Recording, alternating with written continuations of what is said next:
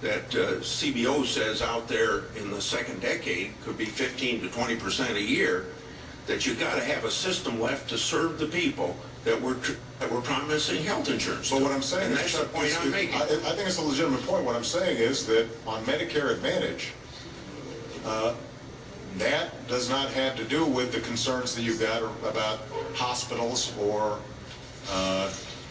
doctors getting properly reimbursed. This is a program that's going to insurance companies. But I want to make sure that Kent gets in here, because Kent knows something about the budget as the chairman of the Budget Committee. Kent?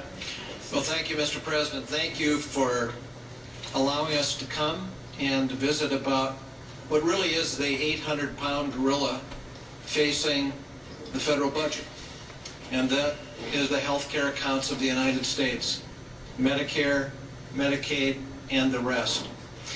What we all know that is true is the biggest unfunded liability of the United States is Medicare. What we all know is true is the trustees have told us Medicare is going to go broke in 8 years. So the idea that we don't have to do anything about Medicare is utterly disconnected from reality. The idea that we don't have to find savings in Medicare is an admission that we are headed for a fiscal cliff that we're going to go right over. The best way to do that is to do nothing.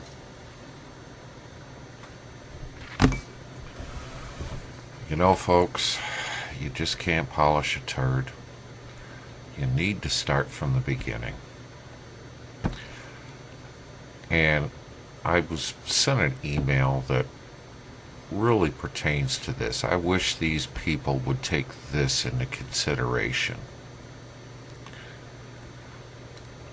It starts off, it is hard to imagine a more stupid or more dangerous way of making decisions than by putting those decisions in the hands of people who pay no price for being wrong.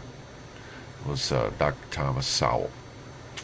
Subject of this one is the 28th Amendment. For too long, we've been complacent about the workings of Congress. Many citizens have no idea that members of Congress can retire with full pay after only one term, that they don't pay into Social Security, and that they have specifically exempted themselves from many of the laws they have passed, such as being exempt from any fear of prosecution for sexual harassment. Ordinary citizens must live under those laws.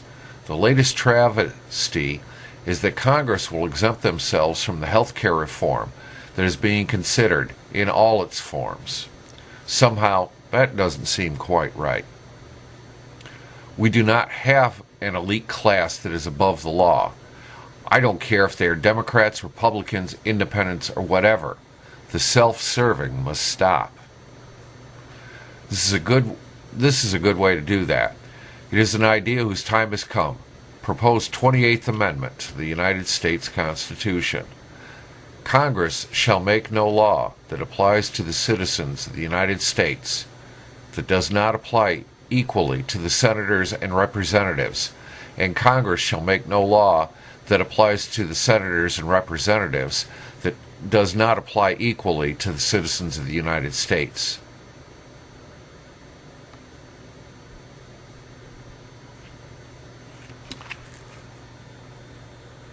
Just something to think about, folks. What's good for us should be good for them. Why do we have to have it both ways?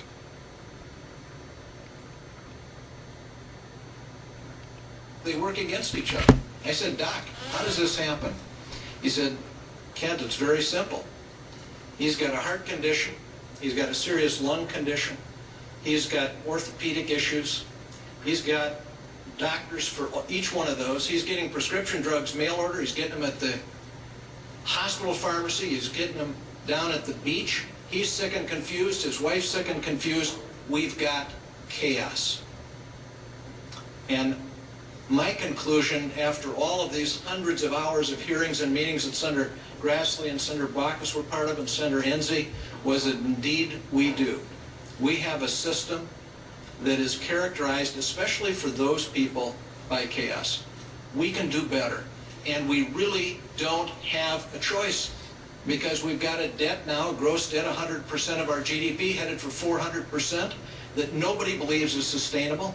So I just pray that we find a way to come together and deal with these things seriously, because if we don't, we will rue the day. All right, let's take a quick Start break over. as we continue to watch what's going on. Mary Medlin down in Brazil are standing by. Donna, what's wrong with this idea?